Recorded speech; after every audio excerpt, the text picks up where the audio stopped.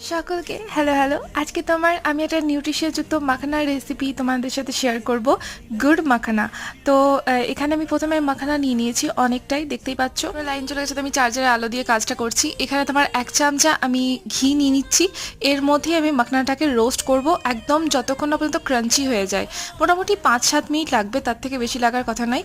আর এরপর আমি একটা বড় থালায় ওটাকে ঢেলে নিচ্ছি। সেম কড়াই 1 চামচা ঘি দিয়ে দিচ্ছি। এবার গুড়টাকে মেল্ট করব। তো গুড়টা একদম ছোট ছোট পিস করেছিলাম যাতে মেল্ট করতে সুবিধা হয়। 1 চামচা ঘিয়ে গন্ধটাও ভালো হয়ে যাবে, আবার গুড়টা খুব তাড়াতাড়ি মেল্ট হয়ে যাবে। দেখো গুড়টা ভালোভাবে মেল্ট হয়ে গেছে। এবার আমি 1 পিঞ্চ নুন আর 1 পিঞ্চ তোমার কালো মরিচ দিয়ে দিচ্ছি, যাতে যেন একদম জল না থাকে। এরপর আমি মাখনা অ্যাড করে দিচ্ছি, আর তার সাথে সাথে একদম লো ফ্লেমে এটাকে ভালো করে মিশিয়ে নিচ্ছি যতক্ষণ না পর্যন্ত মাখনাটা পুরোপুরি গুড়ের সাথে মিশে যাচ্ছে। পুরোপুরি আমার মিশে গেছে একদম জিনিসটা। এবার ক্রাঞ্চটা দেখিয়ে দিচ্ছি, দেখো কিরকম ক্রাঞ্চি হয়েছে, একদম গুঁড়ো গুঁড়ো।